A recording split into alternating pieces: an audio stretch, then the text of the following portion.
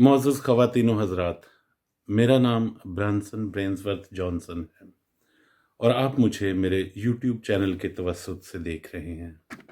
ख़वातीन व हज़रात,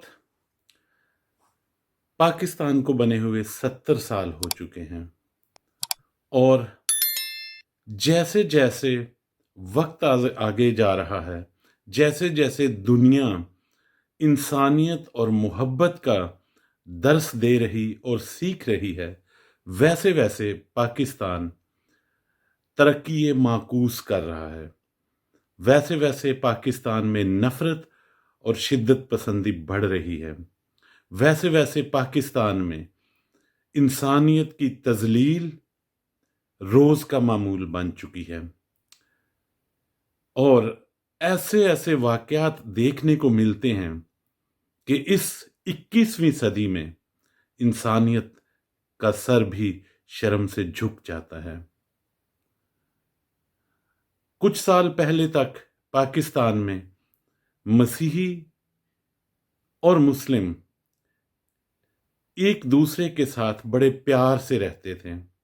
मैं तकरीबन 40-50 साल का हवाला दे सकता हूँ कि जब हम और हमारे बुजुर्ग और हमारे बड़े बहन भाई गाँव में रहते थे, तो कभी ये ख्याल भी नहीं आता था कि ये मुसलमानों का घर है या किसी मसीही का घर। मसीही और मुसलमान एक दूसरे के दुख सुख में शरीक होते, एक दूसरे के घरों में आते जाते, एक दूसरे के काम आते, मिलकर काम करते, मिलकर किसी भी मुश्किल वक्त में खड़े होते और मिलकर किसी की शादी ब्याह खुशी और गमी में शरीक हुआ करते थे। लेकिन अचानक क्या हुआ? क्या हुआ? क्या हवा चली कि ये मोहब्बत तशद्दुद पसंदी, अदम बर्दाश्त और नफरत में बदल गई। पहले पहल तो सूबा सिंध के अंदरूनी इलाकों में हिंदुओं की बच्चियों को उठाया जाने लगा। फिर ये काम पंजाब में भी शुरू हुआ और अब उन इलाकों में, उन गांवों में जहां पर मुस्लिम और मसीही कंधे से कंधा मिलाए खड़े होते थे, वहां पर भी आज एक दूसरे की मुखालफत और एक दूसरे की को तहफ़्फ़ुज़ ना देना और एक दूसरे की मार काट करने के वाक़यात मामूल बन चुके हैं। ऐसा ही एक अफ़सोसनाक वाक़या गुज़श्ता दिनों तहसील रेनाला खुर्द की के एक गांव दोचक बैतलहम में पेश आया, जहां पर पानी के मामूली झगड़े पर दो खानदानों में लड़ाई हुई, जिसको बुजुर्गों ने मिल बैठकर हल किया और तस्फिया करा दिया।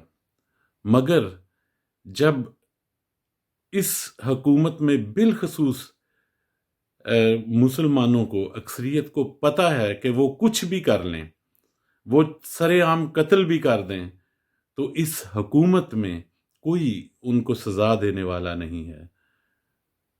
तो इस बात का फायदा उठाते हुए दूसरे दिन दोबारा जब वो पानी लगाने के लिए गए, तो उन्होंने फायर खोल दिया और दो मसीही नौजवानों को कत्ल कर दिया। एक ही घर के दो अफराद को मौके पर जाँ बहक कर दिया।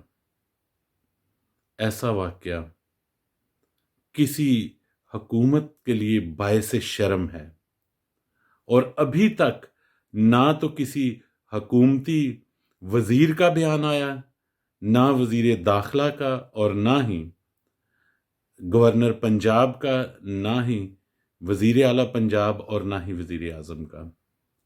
क्या होगा? क्या मसीहियों के लिए ये मुल्क महफूज है? वैसे तो हमारे नाम नहाद सियासी लीडर फॉरेन एजेंसियों को और जब भी कोई बात होती है किसी भी प्लेटफार्म पर हमेशा ये कहते हैं कि अक़लियतें पाकिस्तान में महफूज हैं, लेकिन कहाँ महफूज हैं? आइए ये वीडियो देखते हैं।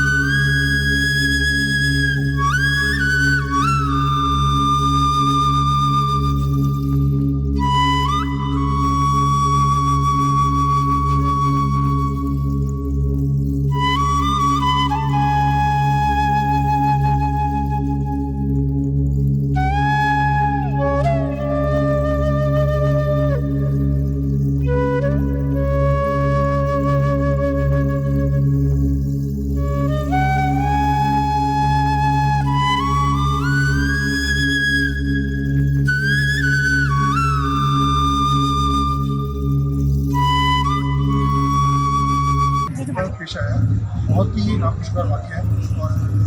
और दो भाई हमारे जो गुज़ार के चुके हैं इस लड़ाई में।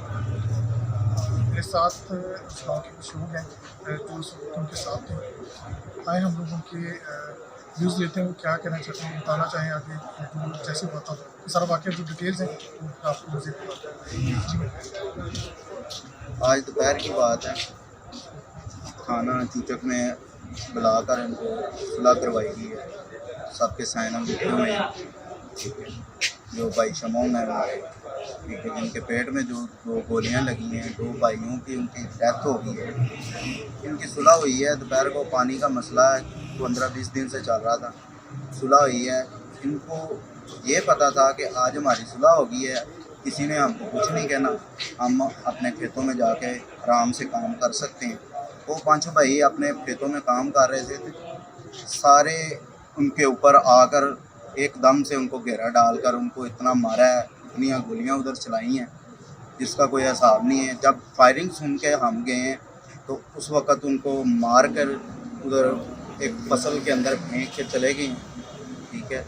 अब हम इधर हॉस्पिटल में आए हुए हैं, अब जाकर उनका कोई ट्रीटमेंट तो होना शुरू हुआ है। 2-3 घंटे हमारी किसी ने बात नहीं सुनी, ठीक है। और पुलिस भी बहुत लेट में आई है। एजाज साहब का शुक्रिया अदा करते हैं जिन्होंने आकर हमारी बात सुनी है और हमारा कोई साथ दिया है।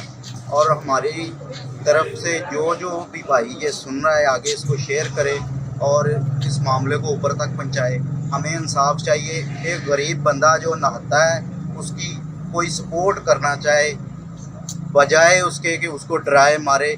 ये ओपनली दहशतगर्दी का जो है सारा मामला बना है। एक बंदे को 8-8 बंदे मार रहे हैं, ये किधर का इंसाफ है। और छुप के आके तो उस पर वार किया है, अपने खेतों में काम कर रहा है। अगर किसी की कोई दुश्मनी कोई चीज़ है, वो किसी कानूनी तरीके से कोई नुकसान हुआ है तो वो उसके साथ उस करे। इन्होंने एप्लीकेशन दी है, उसका ऊपर भी उन्होंने धमकियाँ दी हैं। उसके बाद उनकी सुलह जब हो गई है उसके बाद उन्होंने छुपकर इतने लोगों ने उन पांचों भाइयों पे हमला किया है। छुड़वाने वाले जो लड़के गए हैं उनको डंडे मार के भगाया, उन पर फायरिंग की है। कुछ लोगों को उधर शरे लगे हैं, गोलियां लगी हैं। जी मैं शुक्रिया अदा करता हूँ मिस्टर साहब टाइम पे पहुँचे हैं और उन्होंने आपकी सारी कार्रवाई में इनकी हेल्प की है। और मैं बाकी भी जो इंतजामिया उन सबका शुक्रिया अदा करता हूँ जिन्होंने यहाँ पे पहुँच के इनके साथ भरपूर तावन की, इनको यकीनदानी दिलाई है और सारी कार्रवाई में इनके साथ रहे। और मैं हॉस्पिटल इंतजामिया को भी शुक्रिया अदा करता हूँ जिन्होंने मिनिस्टर साहब के आने पे बाकी काम जो थे वो बड़े तरीके से। झलकियों में आपने देखा कि किस तरह से उस गांव के लोग मातम कुनाह हैं। जिस घर के 2 अशखास को कत्ल कर दिया जाए उनकी हालत क्या होगी।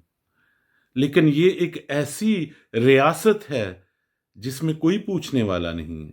जब से रियासत मदीना का नारा लगाया गया है, जुल्म सितम और बढ़ गया है। जब से रियासत मदीना का नारा लगाया गया है, इस मुल्क में अक़लियतों पर अरसा हयात तंग कर दिया गया है। जब से इस रियासत मदीना का ख्वाब दिखाया गया है, किसी भी कज़िये का फैसला नहीं होता। अदालतें खुल्लम खुल्ला اقلیتوں پر ظلم کر رہی ہیں، اور جب کبھی ہمارے حکمرانوں کو انٹرنیشنل پلیٹ فارم پر بات کرنے کا موقع ملتا ہے تو وہ اسلاموفوبیا کا رونا روتے ہیں، وہ لوگوں کو اسلاموفوبیا کا سبق پڑھاتے ہیں، لیکن کبھی اپنی اپنے گریبان میں جھانک کر نہیں دیکھتے، کبھی اپنے ملک کو نہیں دیکھتے کہ یہاں پر کیا ہو رہا ہے، کبھی یہ نہیں دیکھتے کہ اس ملک کی اقلیتوں کے ساتھ کیا کر رہے ہیں، ان کے خلاف بل پیش کیے جاتے ہیں، ان کے خلاف مقدمات درج کیے جاتے ہیں، ان کے خلاف جھوٹے گواہ کھڑے کیے جاتے ہیں، ان کے خلاف 295 کو بکثرت استعمال کیا جاتا ہے۔ لوگوں کو پتہ ہے کہ یہ قانون صرف اور صرف اقلیتوں کو ٹارگٹ کرنے کے لیے بنایا گیا ہے، پھر بھی عدالتیں مسیحیوں پر ظلم کرتی ہیں اور مسیحیوں کی نسل کشی کی جا رہی ہے۔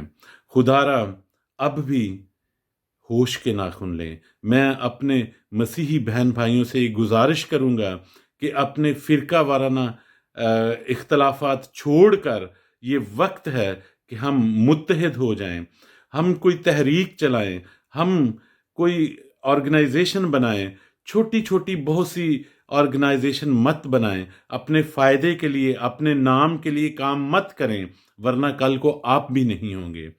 ایک مضبوط اور ایسی تنظیم بنائیں جو ان حکمرانوں کی آنکھوں میں آنکھیں ڈال کر سوال کر سکیں، جو باہر کی بین الاقوامی برادری کو یہ بتا سکے کہ ہمارے ساتھ کیا ہو رہا ہے۔ اگر آج آپ نے آنکھ نہیں کھولی تو پھر کبھی بھی آپ کی داد رسی نہیں ہوگی، اور پھر ہر کوئی اپنی باری کا انتظار کر رہا ہوگا کہ اگلی باری کس کی ہوگی۔ سو آپ سے درخواست ہے کہ آنکھ کھولیں، آپ سے درخواست ہے کہ آپ ہوش کے ناخن لیں، اور حکام بالا سے بھی میری درخواست ہے کہ آپ بھی تھوڑا ہوش کریں۔ دنیا دیکھ رہی ہے، جب پاکستان کے خلاف یورپی پارلیمنٹ میں یا دوسرے پلیٹ فارمز پر یہ موشنز پیش کی جاتی ہیں، ان کے خلاف بات کی جاتی ہے، تو ہمیں بھی دکھ ہوتا ہے، لیکن ہم کیا کریں؟ جب آپ ہماری آواز نہیں سنتے تو مجبوراً ہمیں بین الاقوامی سطح پر بات کرنی پڑتی ہے، اور پھر اس کا نتیجہ یہ نکلتا ہے کہ ملک کی بدنامی ہوتی ہے۔ کیا آپ ملک کو بدنام کرنے والوں کو یہاں پر نہیں روک سکتے؟ اگر نہیں روک سکتے تو پھر ہم بھی حق رکھتے ہیں کہ ہم بین الاقوامی سطح پر اپنی آواز اٹھائیں، اور پوری بین الاقوامی برادری کو یہ بتائیں کہ مسیحی کس اذیت میں جی رہے ہیں، مسیحی کس ظلم کی چکی میں پس رہے ہیں۔ خدا را انصاف کا نظام قائم کیجیے، خدا را اقلیتوں کو انصاف دیجیے۔ ہم کوئی فیور آپ سے نہیں مانگ رہے، کوئی حمایت نہیں مانگ رہے، بلکہ ہم یہ کہتے ہیں کہ مسیحیوں کو انصاف فراہم کیا جائے۔ خداوند آپ کے ساتھ ہو۔ آپ کی توجہ کے لیے بہت بہت شکریہ۔ God bless you.